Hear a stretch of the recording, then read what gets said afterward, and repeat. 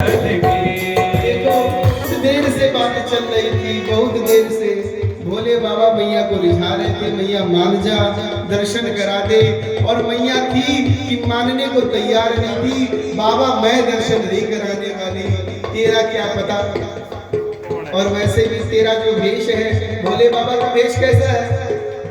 गले में नाग और मुंडों की माला और दो चार बिच्छू इधर उधर लटके हुए। मैया ने कहा बाबा देख, अगर तुझे देखकर मेरा लाल डर गया, रोने लगा, फिर मैं नहीं दिखाने वाली। भोले बाबा समझा रहे पर माननी नहीं। अंत में पार्वती जी को लगा कि ऐसे बात बनेगी नहीं और भोले बाबा खड़े ही रह जाएंगे, बदल के आएंगे। और क्या कहती है? अरे मैया, यशोदा जी से जाके, अरे ओ यशोदा। अब यशोदा जी ने देखा कि बहुत बूढ़ी बुजुर्ग गोपी है, तो प्रणाम किया। देखो अपने यहाँ संस्कार होता है ना, कोई बड़े हो तो उसको प्रणाम कर देते हैं। कहते हैं हाँ मैया बोलो। अरे तू नहीं जानती, ये बाबा जी बड़े पहुंचे हुए हैं, मैं तो ये हरिद्वार में मिलके आई थी इससे। बड़े पहुंचे हुए फकीर हैं, वो भविष्य बता देते हैं। देखिए, अरे तेरे यहाँ आ गए तो तेरी भाग खुल गए। बाबा जी जो कहते हैं वो कर और लाल के दर्शन करा दे। और यशोदा जी के मन में भी भरोसा नहीं। कहती है कि मैया आपके कहने पे दर्शन तो करा दूंगी, पर ध्यान रखिए बाबा जी को कह दीजिए कि दूर से दर्शन करेंगे, नजदीक नहीं आएंगे। भोले बाबा कहते ठीक है, मंजूर है, लेके तो आओ। और जैसे ठाकुर जी को लेके आए, आज ठाकुर जी भी लीला करने पर बैठे हुए हैं। जैसे ही भोले बाबा को देखे तो लगे जोर जोर से रोने। मैया ने कहा कि देख,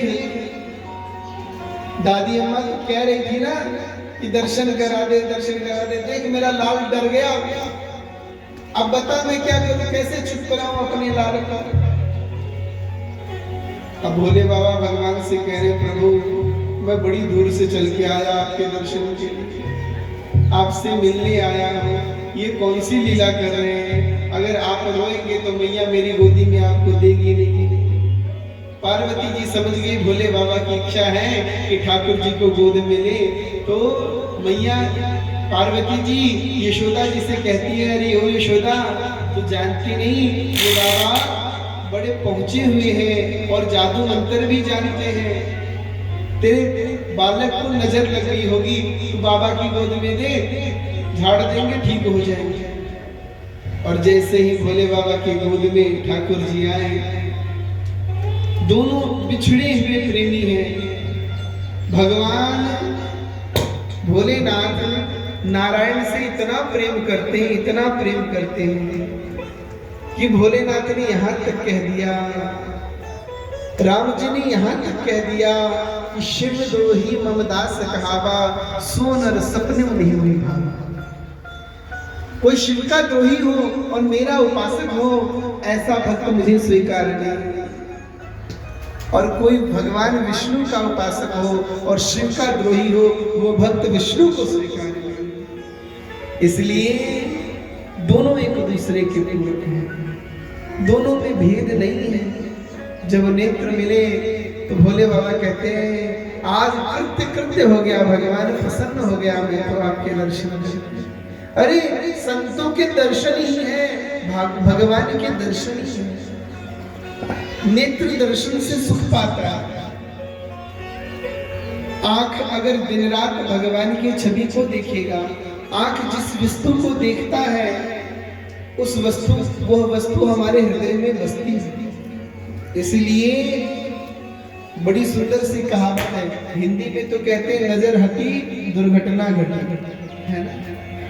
और हमारे भाष्य में कहा गया है कि दृष्टि बिगड़ गई तो सृष्टि बिगड़ गई। अगर आंखों से सदैव भगवान का दर्शन करोगे, आंखों से संतों के दर्शन करोगे, तो उनका चरित्र हृदय में उतरेगा। और जिसका चरित्र हृदय में उतरेगा वैसा ही आप बनोगे, है ना। अच्छे व्यक्तियों का संग होगा, अच्छे व्यक्तियों के दर्शन होंगे, तो जीवन सुधर जाएगा। इसलिए अच्छों का संग करना, सदैव संतों का संग नहीं मिलता। ये तो भूमि ही बड़ी पावन है, मालपुर जैसी भूमि, गंगा दास जी जैसे पुण्य महान बड़े बड़े सिद्ध संत यहाँ होंगे। इन संतों के पास क्या है? नाम भक्ति का बल है। आप इनके पास जाओ, इनके दर्शन करो, ये दर्शन ही कल्याण करने वाले हैं। दास ने भी कभी गंगा दास जी के दर्शन किए, और महाराज ऐसी दिव्य विभूति, किसी से कोई मतलब नहीं होता था, अपनी मस्ती में बैठे थे, फिर भी भक्त जाते थे, दर्शन करते थे, और कई लोगों की मनोरथ सिद्धि हुई है ना। बाबा जी ने तो नहीं कहा जा तेरा काम बन जाएगा, कहा तो नहीं, पर काम बनी है। और यही नहीं, जितने भी महात्मा है सब दर्शनीय हैं।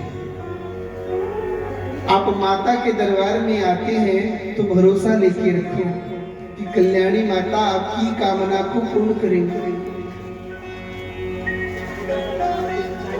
भगवान का दर्शन कल्याण करने वाला है, इसलिए दर्शन नेत्रों से सदैव भगवान के दर्शन हो, ऐसी कामना।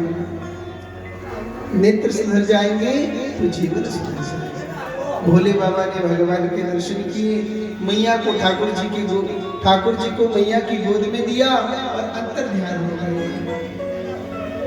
वो तो भोलेनाथ के जाने के बाद पता लगा यशोदा जी को कि शंकर भगवान आए हुए थे।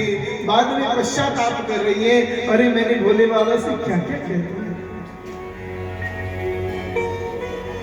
देखो, ये संतों की पहचान होती है, उन्हें कोई वस्तु की भिक्षा नहीं चाहिए होती है, वो तो बस प्रेम की भिक्षा है।